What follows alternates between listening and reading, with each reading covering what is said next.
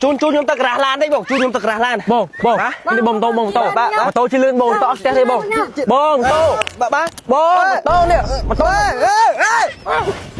tô té đây bông lươn bông tô bông ba chỉ la đây chìm tô bị su bị lót té tê gặp nhóm á chìm tô lươn bị lót té tê tô với tôi phổi trên chân lót chỉ lại một chuỗi tiền kịp tao ba nè ôi chị Anna vẫn có đấy nè cho chị Anna cái ba đấy nè bông phải nhà bông chỉ la bông chìm ôi lại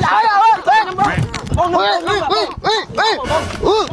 lại đâu chứ mà chìm tô mà chỉ la mà à bây nè hai bên chân tao mấy nè hai bên hai ai cho hai nè cái tớ bên la này tao ai dưới đây mày tao mày ai dưới đây chỉ la một bông này ui mà trơn pang rồi mai đôi khi này xong Rosie tận đau cái này á chơi sờ lạnh cái này xong đây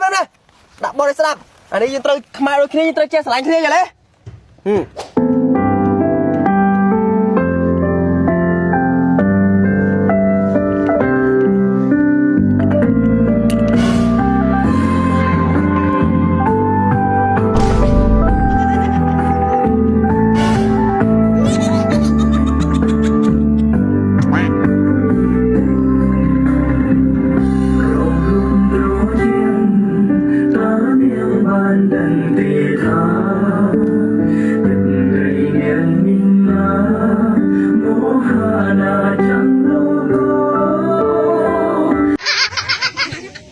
bông nhiệt tha ba thằng gái nhau máu nước mai kia bông ôi này cái chiếc ba buska sầm lấy bột ớt ngôn lư sờ lấy mà em cho cái này món á bông hay em khăn phải buska mình ba chở nó hàng này model kia bông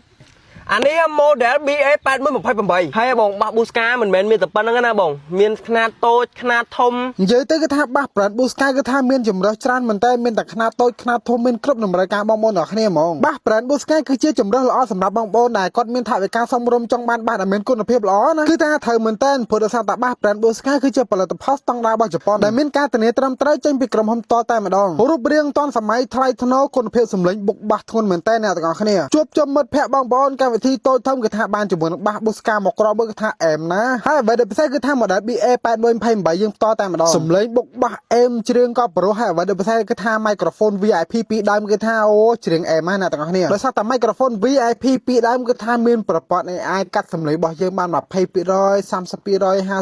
គឺថាងាយស្រួលមែនតើសម្រាប់បងប្អូនដែលគាត់ចូលចិត្តច្រៀងណាបូករួមជាមួយនឹងកម្លាំងរបស់គេវិញគឺថារហូតដល់600